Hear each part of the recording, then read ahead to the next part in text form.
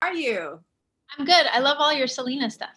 Yes, thank you. They sent me this jacket, and then behind it is like como la flor. I'm like, oh, I'm feeling like Selena already. I It's want the like, jacket. Where's my jacket? I know, right? Well, then again, you get to play the inevitable Selena, which is like top role. Share of things anyway. Yes, I'm pretty sure.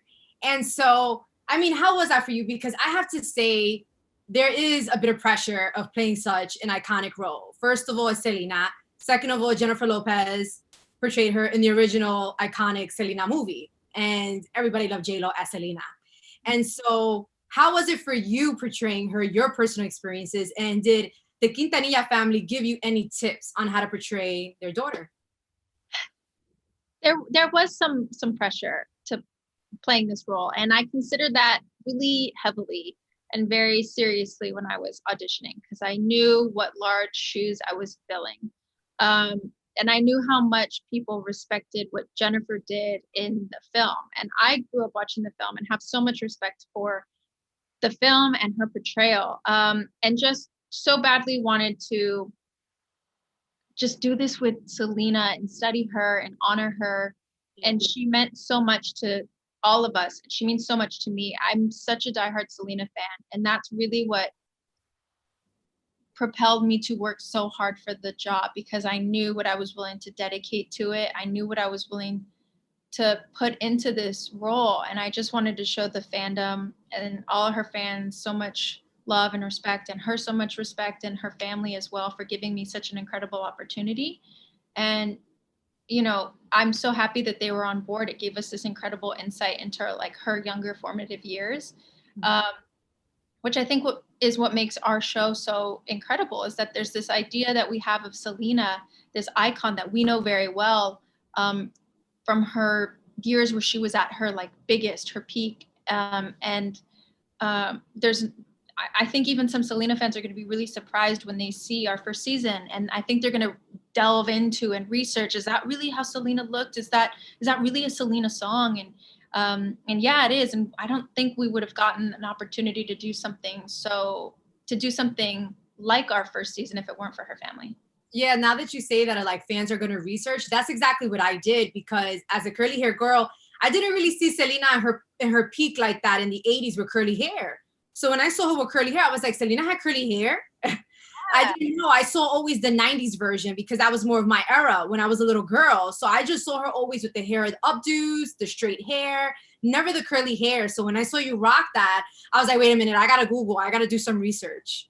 And it's not easy to find. Like you have to really look. And I think I'm really excited for the fans to see all that hard work that came before the icon status because that's important. I think especially when people watch our second season, it's going to be so much more powerful watching the icon because they've seen how hard she worked and her evolution to get there. Yeah, absolutely. Now with Selena, it was like a triple threat kind of thing because she sang, she danced, she even did clothes. Now, did you get any personal training on that as far as did you lip sing or did you sing yourself? How did that go with bringing her to life? I'm lip syncing everything. It's Selena's voice, it's Selena's music, it's the music we grew up with, and I think that's what it should be. And the fans are going to be really excited to hear her voice and the songs that they listened to growing up. But on stage, when we're filming, I'm still singing because I want it to look like I'm putting a little effort in. It matters when you see somebody's face and throat and everything and body.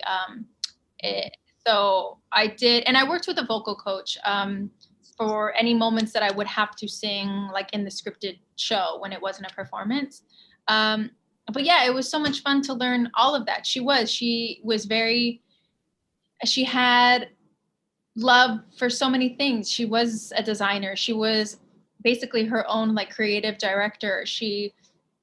Her dancing was just her. She just was skilled. And it's so cool to see some of her earlier stuff when she was so like heavily influenced by the 80s. Yeah. And hip hop too. Like she's a good dancer. And to see all those different like colors of Selena is really cool. Yeah. Now, I always have to say, well, growing up, I'm pretty sure we're like close around the same age. How did Selena impact you as a Mexican American actress, being a Latina in the industry? Yeah, she was that person that I had. She looked like me. She was Mexican American. She had to learn Spanish. She had to learn how to connect with both sides. And I definitely felt the same way. My grandparents coming from Mexico, I, wanted to have every opportunity that I could. And often, people of color aren't given every opportunity, and you have to fight for those opportunities, or you have to create those opportunities. But I think we're so good at enduring, and we are so creative, and we're telling so many more Latin stories, which is so important. And we're being so much more creative. Like, we're seeing people direct and produce and just say, okay, we're not telling the story, I will tell this story. And I think that's so inspiring. Now you play Suzette, Selena's sister.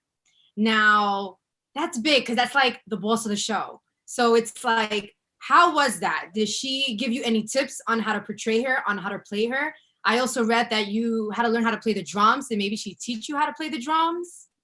I wish. A part of me really wanted to come into this experience with the Quintanilla family more around, and with her teaching me at the drums. But because of COVID, unfortunately, we can't control these things, and that limited the family from being able to come. And so instead, what she did was, with so much generosity, gave material to us so that we can listen to it and really, really shape our characters. And it was great to have that as well, though. It was a silver lining because we had the objective opportunity to shape our characters. And then when we got to finally meet her, it was just so exciting. And I cried the first time I had an interaction with her. And then later when we met her through Zoom, it was just so nice between Seidy, Christian, Suzette, and myself to have that time as women and as artists, as musicians now, and as part of the Selena legend. It's just, I just have no words. It was so beautiful. No, I could only imagine, girl. Yeah. Seidy, I remembered you right away, right off the bat. When I saw the screener, I was like, she was from the original Selena movie. Right off the bat, I already knew. And so for me, I would say that's a full circle moment for you to appear in the original Selena movie alongside Jennifer Lopez, to now being in the series on Netflix in an all-star Latino cast. So was that a full circle moment for you? Did they ask you to come back to play the mom of Selena in the series? It was absolutely a full circle. It was wonderful. I mean, I felt so blessed and so lucky to be given the opportunity to come back and travel through this journey with the family, again in this form. It was a gift. It was very special. They didn't like specifically go after me. It was just how it happened organically, and it kind of came to, and it just worked out that way, which makes it for me even more special. Mm-hmm. It means a lot more because I have this connection. And it's funny because I was telling Suzette when we talked to her, I was like, I don't know why. I go, but it's like both times the project has kind of come into my life in very, very like special times and very particular moments, and have affected me personally in a beautiful way. So I'm very grateful for that connection. Absolutely. Now, I have to say, now that this Selena series is actually for a new series, it's for a new generation, so to speak. Absolutely. Now, what do you hope the new generation that's, being introduced to Selena now on Netflix takes away from this series? Oh, the inspiration. I hope that they're inspired. I hope that it makes them proud. Because one of the beautiful things that she had was that she didn't start knowing her culture and knowing her language. She learned it later. And for our generation now, it's good for them to know that, look, it doesn't have to be when you're a baby and you start learning it. At any point in your life, you can connect and go back to your roots and to your culture and find out what all of that is about. And it's only going to add to who you are and make you that much richer and stronger and beautiful and all of it, right? Absolutely. So I hope they take that. Noemi. I just hope that number one, in these times, that they see, you know, it takes a village to raise a baby, and it takes a real strong family to have this star take off the way that she did. And more than anything, how to be a light and when the going gets rough, and that if you stay positive and hardworking and always believe the impossible is possible, look where you can be, you know, 20 years later, affecting new generations. And now, thanks to Netflix, with this 2-part series, the whole world will have the Mexican American family vibes come into their homes, and they'll see a hardworking, loving Latino bicultural family, and Selena specifically be the legend that she is. I really hope that everyone enjoys it. All I wanted was a song good enough. So write a song. So Ricardo, I want to start with you. Okay. Now you play the patriarch of the family, Abraham. Yeah. Now you're also Mexican American. You're also originally from Texas, which is very similar to the Quintanilla family. How was it actually playing Abraham? Did you find any similarities between playing Abraham actually to the men in your family growing up? I found many similarities. Yeah. You know, because I am from San Antonio, Corpus Christi, where the Quintanillas were from, is about 2 hours away. You know, I've never seen the film. You know, and once I knew that I was going to play this role, I purposefully did not watch it so that it would not inform me about any of my choices that I was going to make. Okay. But instead, I watched some of his interviews, Mr. Quintanilla's interviews that I could find online.